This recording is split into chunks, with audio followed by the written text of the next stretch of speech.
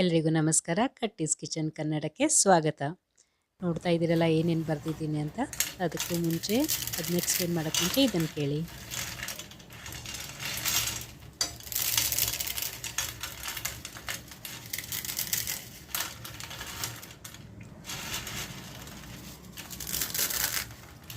ಹೌದಲ್ವಾ, ಎಷ್ಟೊಂದು ಹಗುರವಾಗಿದೆ ಅಲ್ಲ. ತುಂಬಾ ರುಚಿಯಾಗಿರೋ, ಅಷ್ಟೇ ಹಗುರವಾಗಿ ಎಣ್ಣೆ ಹೀರಿಕೊಳ್ಳುತ್ತೆ. ಹೇಗೆ ಮಾಡೋದು ಗಾರ್ಲಿಕ್ ಸೇವ್?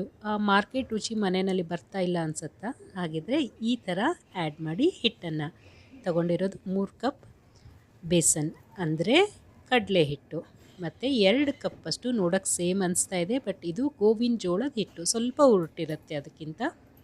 3 ಟೇಬಲ್ ಸ್ಪೂನಷ್ಟು ಖಾರದ ಪುಡಿ, ಗಾರ್ಲಿಕ್ಕನ್ನು ಸಣ್ಣಗೆ ಪೇಸ್ಟ್ ಮಾಡ್ಕೊಂಡಿರೋದು, ಬೆಳ್ಳುಳ್ಳಿನ 3 ಟೇಬಲ್ ಸ್ಪೂನಷ್ಟು ಪೇಸ್ಟ್ ಮಾಡ್ಕೊಂಡಿದ್ದೀನಿ. ರುಚಿಗೆ ತಕ್ಕಷ್ಟು ಉಪ್ಪು, ನಾನು ಸುಮಾರು 2 ಸ್ಪೂನಷ್ಟು ಉಪ್ಪು ತೊಗೊಂಡಿರೋದು.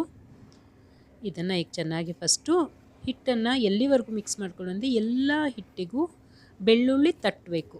ಅದು ಹಿಟ್ಟಿಗೆ ಪೂರ್ತಿ ಅಂಟ್ಕೊಳ್ಳೋವರೆಗೂ ಹೀಗೆ ಕೈಯಿಂದ ಕಲಿಸ್ಕೊಳ್ಳೋಣ. ಯಾಕಂದರೆ ಬೆಳ್ಳುಳ್ಳಿ ರುಚಿ ಎಲ್ಲ ಕಡೆಗೂ ಹತ್ಕೊಂಡ್ರೆ ತುಂಬ ಚೆನ್ನಾಗಿ ಒಂದೇ ಇವನ್ನಾಗಿ ಟೇಸ್ಟ್ ಬರುತ್ತೆ. ನಾವು ಆ್ಯಕ್ಚುಲಿ ಹೊರಗಡೆ ಇದು ಯಾಕೆ ರುಚಿ ಅನಿಸುತ್ತೆ ನಮಗೇ, ನಾವು ಮನೆಯಲ್ಲಿ ಬರೀ ಕಡಲೆ ಹಿಟ್ಟು ಅಥವಾ ಒಂದು ಸ್ವಲ್ಪ ಅಕ್ಕಿ ಹಿಟ್ಟು ಹಾಕಿ ಮಾಡ್ತೀವಿ.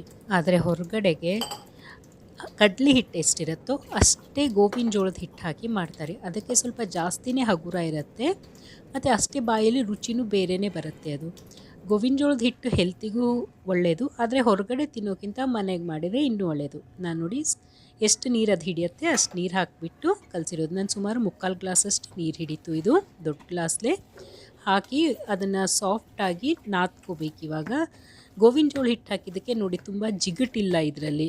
ಬರೀ ಕಡಲೆ ಹಿಟ್ಟಾದರೆ ತುಂಬ ಜಿಗುಟಿರುತ್ತೆ, ಇದು ಜಿಗುಟು ಕಡಿಮೆ ಇದೆ. ಮತ್ತು ಸ್ವಲ್ಪ ಎಣ್ಣೆ ಹಾಕಿ ನಾದ್ಕೊಂಡಿದ್ದಕ್ಕೆ ತುಂಬ ಸಾಫ್ಟಾಗಿ ಹಿಟ್ಟು ರೆಡಿ ಆಗಿಬಿಡ್ತು. ಇದನ್ನು ನೆನೆಸೋ ಅವಶ್ಯಕತೆ ಇಲ್ಲ. ನಿಮ್ಗೆ ಯಾವ ಸೈಜಿನ ಸೇವ್ ಬೇಕೋ ಆ ಸೈಜಲ್ಲಿ ನೀವು ಹಾಕ್ಕೋಬೋದು. ನಾನೀಗ ಸ್ವಲ್ಪ ದೊಡ್ಡದ್ರಲ್ಲಿ ಹಾಕ್ಕೊಂಡಿನಿ, ಅಂದರೆ ಬಾಯಲ್ಲಿ ತುಂಬ ರುಚಿ ಅನಿಸುತ್ತೆ ಮತ್ತು ತುಂಬ ಟೈಮ್ ತೊಗೊಳ್ಳಲ್ಲ. ನಿಮ್ಗೆ ಹೇಗೆ ಇಷ್ಟನೋ ನೀವು ಆ ಸೈಜಲ್ಲಿ ಮಾಡ್ಕೋಬೋದು. ಈಗ ನೋಡಿ ಒತ್ತಳ್ಳಿಗೂ ನಾನು ಎಣ್ಣೆ ಹಚ್ಚಿದ್ದೀನಿ, ಹಾಗೆ ನನ್ನ ಕೈಗೂ ಒಂದು ಸ್ವಲ್ಪ ಎಣ್ಣೆ ಹಚ್ಕೊಂಡ್ಬಿಟ್ಟು ಒಂದು ಸ್ವಲ್ಪ ನಾದ್ಕೋತಾ ಇದ್ದೀನಿ.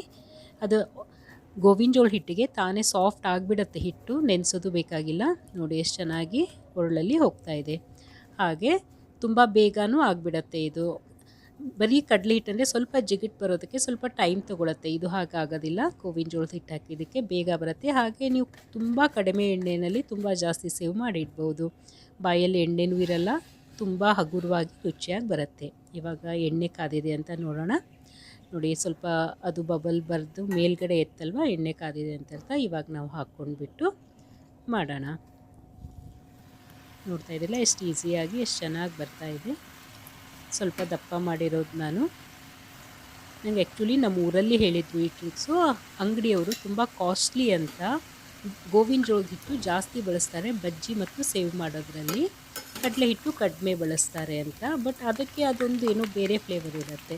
ಬಟ್ ನಾವೇ ಮನೆಯಲ್ಲಿ ಗೋವಿನ ಜೋಳ ತಂದು ಹಿಟ್ಟು ಮಾಡಿಕೊಂಡು ಮಾಡಿದರೆ ನಮಗೆ ಹೆಲ್ದಿನೂ ಅನಿಸುತ್ತೆ, ಮತ್ತು ಒಳ್ಳೆ ಕ್ವಾಲಿಟಿದು ನಾವು ತೊಗೊಂಡು ಬಂದಿರೋ ಮನಸ್ಸಿಗೆ ಖುಷಿನೂ ಇರುತ್ತೆ. ಡೆಫಿನೆಟ್ಲಿ ಟ್ರೈ ಮಾಡಿ ನೋಡಿ. 1 kg ಗೋವಿನ ಜೋಳ ತಂದು ಹಿಟ್ಟು ಮಾಡಿಕೊಂಡ್ರೆ ನಾನಾ ವಿಧವಾಗಿರೋ ನೀವು ರೆಸಿಪಿಗಳನ್ನು ಮಾಡ್ಬೋದು. ಗೋವಿನ ಜೋಳದ ರೊಟ್ಟಿ ಮಾಡ್ಬೋದು, ತಾಲಿಪೀಠ ಥರ ಮಾಡ್ಬೋದು, ಪರೋಟ ಮಾಡ್ಬೋದು, ಹಾಗೆಯೇ ಸೇವಲ್ಲಿ ಬಜ್ಜಿಯಲ್ಲಿ ನೀವು ಅದನ್ನು ಯೂಸ್ ಮಾಡ್ಬೋದು.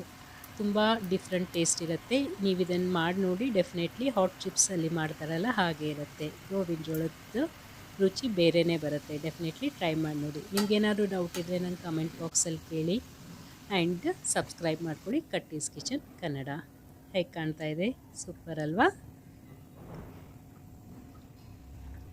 ಇವಾಗ ಕೇಳಿ ಇದನ್ನು ಎಷ್ಟು ಕ್ರಿಸ್ಪಿ ಆಗಿದೆ ಅಂತ. ಇದು ವಾಯ್ಸ್.